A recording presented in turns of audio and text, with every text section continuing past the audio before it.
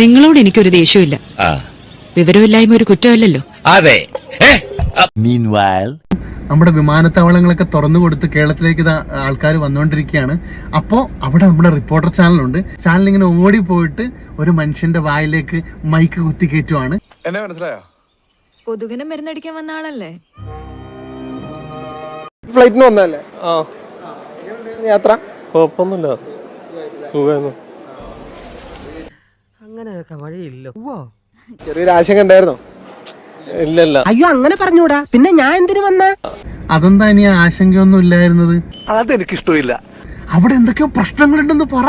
അങ്ങനെയൊക്കെയാണ് നാട്ടിലിപ്പോ വാർത്താ മാധ്യമങ്ങൾ, പ്രത്യേകിച്ച് റിപ്പോർട്ടർ പറഞ്ഞുണ്ടാക്കുന്നത്.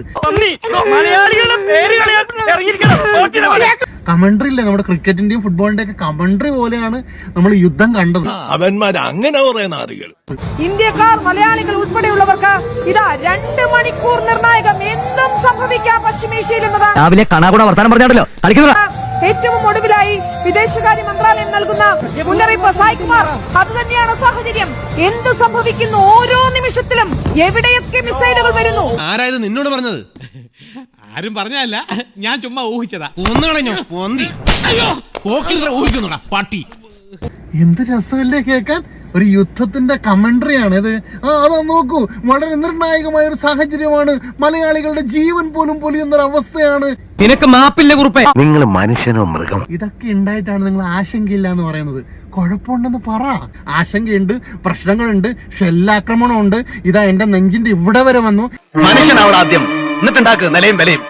അതൊന്നും സൂത്രത്തിൽ ഉണ്ടാക്കല്ല വേണ്ടത്, സ്വയം ഉണ്ടാവട്ടെ. അതാ ഞാൻ പല്ലേച്ചുകൊണ്ടിരിക്കുമ്പോ ഒരു മിസൈൽ വരുന്നുണ്ടായിരുന്നു, അത് ഞാൻ ബ്രഷ് കൊണ്ട് തട്ടി മാറ്റി എന്നൊക്കെ പറയണ്ടേ? ഗൾഫിൽ മൊത്തം കുഴപ്പമെന്ന് പറ. ഇവരുണ്ടാക്കി എടുക്കട്ടെ പല കഥകളും. ഞാൻ മാത്രമല്ല, അവരെല്ലാവരും റിപ്പോർട്ടർ നാണം കൊണ്ടോടെ ബൈക്കും കൊണ്ട് അയാളെ തൊള്ളയിൽ കൊണ്ടുപോയി കുത്താൻ. അയാള് അവിടുന്ന് മനസമാനത്തോടെ ഇവിടെ വന്ന് ഇറങ്ങി. ഇവിടുന്ന് മനസമാനക്കേട് ഉണ്ടാക്കും. നീ ഒരു അറിയാണ്ടടാ മനുഷ്യരെ കുറച്ചൊക്കെ ഇതൊക്കെ വേണം. സപ്പോസ് എന്തെങ്കിലുമൊക്കെ വേണം. യുദ്ധം പൊട്ടിപ്പുറപ്പെട്ട സമയത്ത് പരമാവധി യുദ്ധത്തിന്റെ ഏതൊക്കെ തലങ്ങളിലേക്ക് പോകാൻ പറ്റും, ഒരാളും എത്തിപ്പെടാത്ത മേഖലകളിലേക്കൊക്കെയാണ് റിപ്പോർട്ടർ ചാനലുകൾ പോലെയുള്ള ചാനലുകൾ പോയിട്ടുണ്ടായിരുന്നത്.